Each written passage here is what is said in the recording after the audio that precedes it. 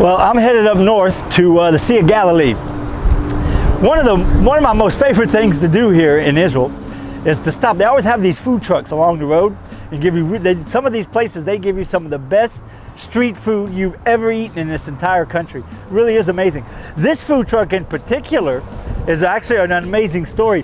What they do, everything that they make from selling food here at the food truck, they take the money and they send it out to with their food trucks, and they go out and give food to people who are hungry, just like we do. So that's, praise the Lord, that's the same thing they do. What they do also is at this food truck, there's a little place you can sign up. If there is someone that you know that needs help and is hurting, wherever it is in the entire country, they will go and they will give them food. So praise the Lord, good people are everywhere, still today, huh? So I ordered asado. Asado is basically, it's the short ribs cooked long time in a special sauce. Everything he makes here, Barak makes it all by himself, and I'm sure it's pretty good. I'll let you know here in a minute. And I'm gonna get it in a baguette. Just so you know where we are, right over there is the Sea of Galilee. So I'm headed that way. This valley right here also, Barak just told me here that there's a little bit of a history here. When Napoleon was here, he said the best tasting watermelons in the world that he ever ate came from this valley, and he would only order his watermelons from this valley right back here, right there. We do it on olive wood. We don't use no oil, no salt. We have here organic salad with chestnuts and almonds, and we have here the other salad that it's made with all kind of vegetables and pecan nuts and the hummus. Oh, you gotta have the hummus here in Israel. Yes, so we cut the bread.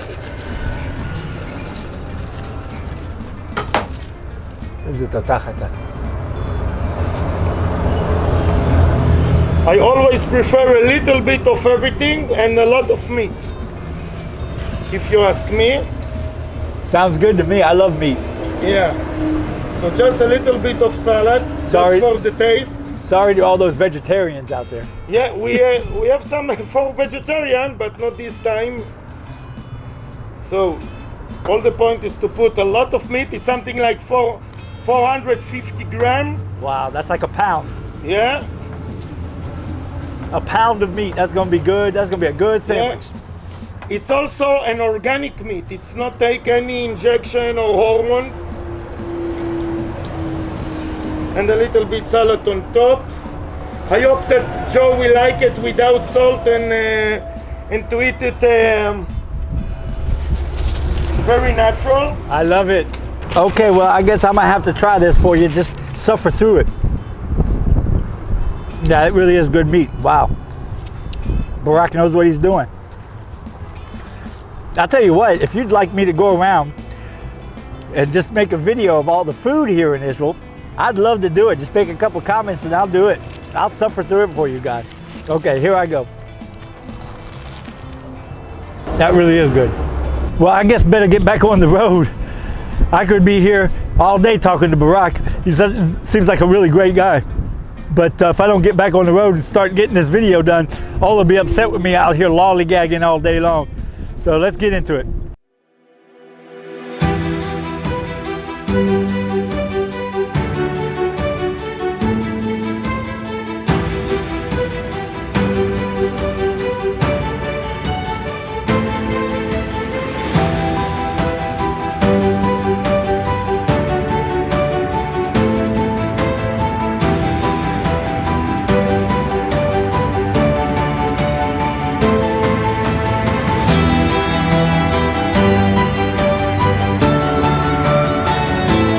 Hey, welcome back to another week's episode. Let's start this episode off by reading from the book of John, the last chapter, chapter 21, verse 1.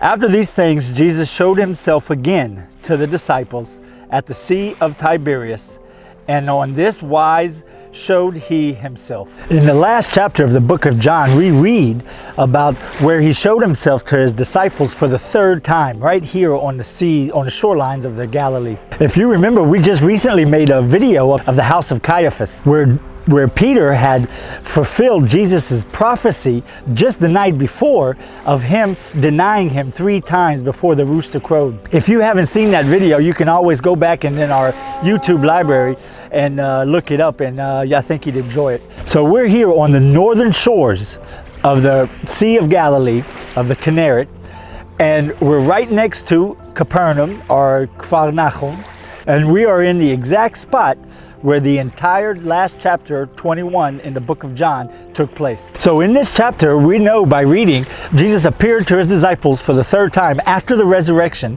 right here on these shores while they were fishing. Now by reading, we know that on that day they were not very lucky at catching fish, and there wasn't many fish to be caught. So when Jesus appeared, he told them, "Cast your nets out on the right side of the ship and they shall find." And of course, so they did, and then they had a great abundance of fish. And in that moment right there, that's when they realized that was their master, Jesus. Once they had caught all the fish, they got off of their boats right here on these shores and walked to this place where now stands a church called the Primacy of Peter. Now remember, not just too long ago, right before this happened here, Peter had denied Jesus 3 times at the house of Caiaphas, right at his capture time. So when they brought the fish up at this point, at this time, this is where Jesus asked Peter 3 times, "Peter, do you love me?" Now inside this church, they built it around this stone that comes out of the beach. That's where Jesus prepared the fish with his disciples. And it's right here where Jesus asked Peter those 3 times, "Do you love me?" We know by reading the scriptures that Peter felt so exposed and so horrible that he said he felt naked in front of the Lord. Well, I'm not going to go into a whole spiel into all that. We can preach on that all day long. But I have a surprise for you guys, something really special, and I hope you enjoy it. So to show you that surprise, we have to get back on the road. I'll take you to another place. It's right nearby. Driving around this Sea of Galilee is always something special. Here I am coming on the northern part of the shore where we just came from, and I'm headed towards the western part, northwestern part of the shore. I'll tell you what, something people don't know is everyone knows that the Dead Sea is the lowest spot on the face of the earth.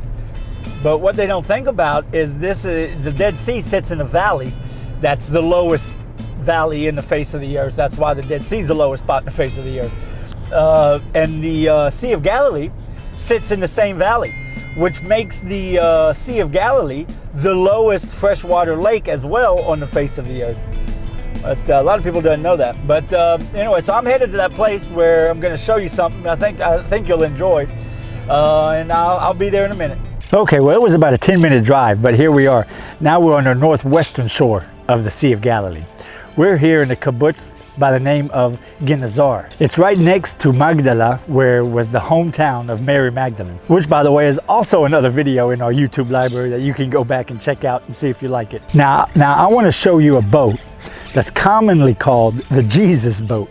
Now this is just a name it was given because of the time period that it was dated back to. Obviously there's no archaeological proof that this is a boat that Jesus was on.